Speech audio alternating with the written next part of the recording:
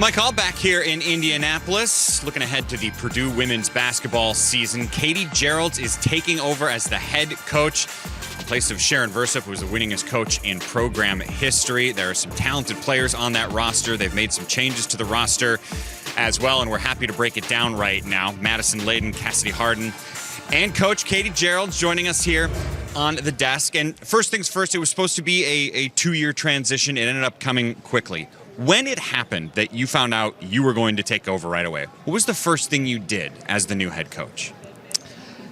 Can I say that on the air? When Coach told us, I think we were all together as a staff, I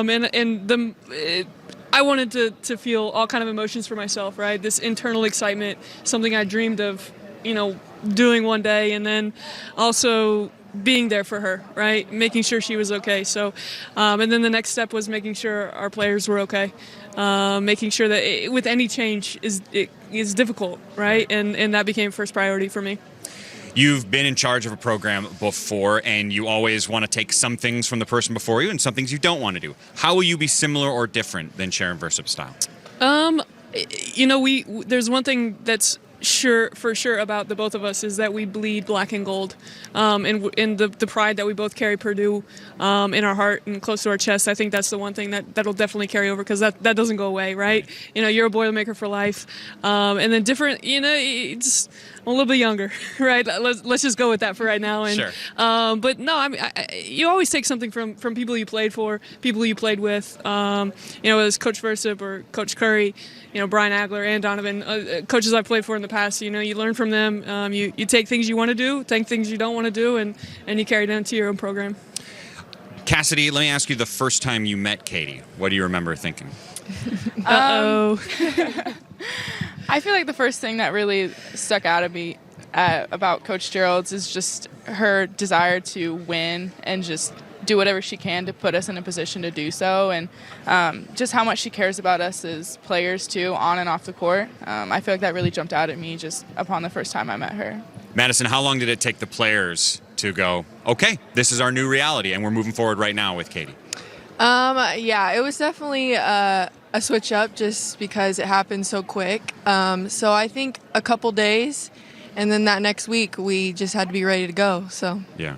All right, let's talk about on the court. A lot of rebounds from last year's team are gone in terms of players that have left. What's the plan to try to gain those boards back? Just an opportunity that someone else is going to rebound a basketball, right? Minutes lost, points lost. Stats are always going to be lost. Now the opportunity for someone else to step up. And then collectively, we've got to get it done as a unit.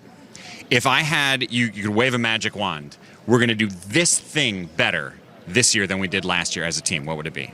We're going to compete. Absolutely. We're going to compete every day. Every day in practice, we're going to compete. And the one thing we try to tell them every day is just be hard to beat. Be hard to beat. If you're hard to beat, you're going to win games that you're supposed to win. Win the games in Mackey Arena, you're hard to beat. You might go on the road and steal one that on paper probably shouldn't go that way, but you never know.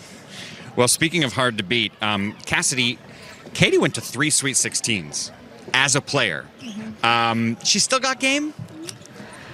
I mean, she's sitting right next to me, so I feel like I have to say yes. Good answer. But yeah, no, I definitely say she probably still got it. Well, like, how often are we in practice and she's like, give me the ball. I'll do this for you.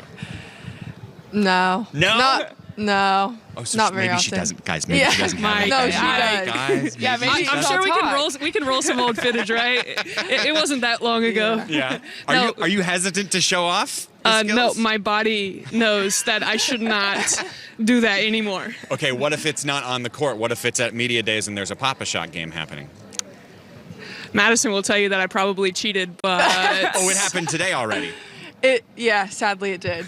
So With poor results for you? yes. That's tough. Yes. That's tough. Madison, you're known to be very calm on the court. You're even calm right now on this interview. Where does that come from?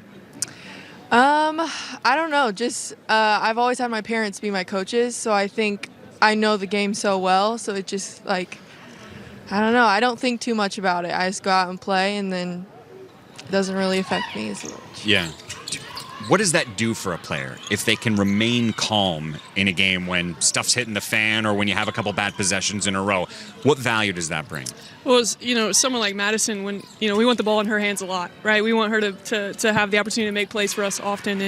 And when she doesn't get too high and too low and just kind of stays in the moment, kind of that Russell Wilson, mantra of just living in the moment right there.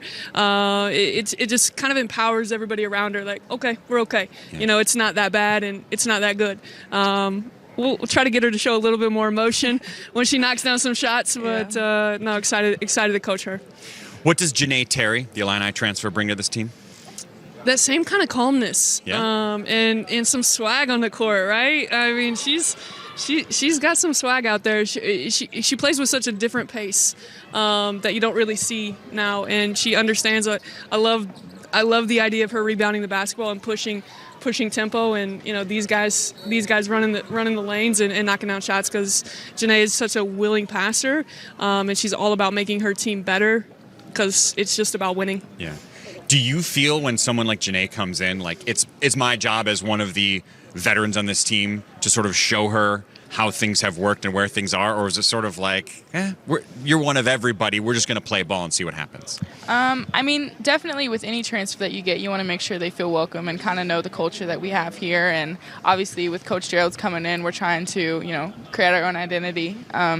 So yeah, definitely make sure that she kind of like feels included in like our team coming from a different Big Ten school. So just, as a leader, kind of drawing her in, and I think that she's bought in, and she's definitely a Boilermaker.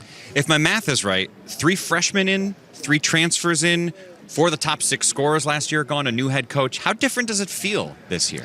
It definitely feels like a whole new team, and there's pros and cons with that. So with anything, I think this year we're just going to go out and we're going to compete. Like Coach says, we're going to be really hard to beat any given day by just working hard and playing together. So I'm excited for this season. You've been around this league for a while. You played in it. You've been an assistant in it. Now you're a head coach. Can you think of a time when the league had this many good teams at this level? Every day I was a player, I was like, my goodness, is there a day off, right? It felt like that back then? But I just think it's elevated, right? And I think what the Big Ten Network has done for our game, getting our product seen on a national, on the national scene, Maryland, Iowa, Indiana, Michigan, like those guys are all in the Sweet 16, and they bring back pretty much everybody, right? Like it doesn't get any easier. Yeah. What does it say to you that the league has become so high scoring now? I mean, I could think even just maybe after you left, there would be a lot of games that were 52 to 46, and now you got Maryland, Iowa scoring 90, and Ohio State scoring 80. And I think it's just a trend of our game on the women's side. It's just there's so many young, talented players across the country that can just score the basketball, and we hope to join those numbers in the ranks and put the ball in the basket just the same. What was it like for you guys to play game in, game out in this league last year? I mean, we were talking earlier that the numbers show that was just about as good as the league has ever been in terms of this many teams really good. So what was it like every game knowing you had to play somebody who was pretty darn good? Yeah, no, it was hard. I mean, obviously, we had to prepare every single day for them. So, it was just a lot. But, I mean, there's no other conference I'd rather be in, so. Yeah, it was definitely a grind, knowing that there's no breaks, there's no, games where you just go out there. Every game's a tough one, and every game you have to bring your best, because on any given day, anything can happen. How much has the instant transfer eligibility affected the game of college basketball? As a coach, it's like kind of you're on a 1-year contract, right, with all these kids. Right. You just never know what team is gonna what kid is gonna come back. There's pros and cons to it, absolutely. But I think it's just the way our world is, and we're not gonna get away from it. So it's something as coaches we have to embrace. Something as student athletes within a university we have to embrace. But the biggest thing for us is we want to build a culture where we're not having kids transfer out, right? We're having kids that actually fall in love with being a Boilermaker and what that stands for.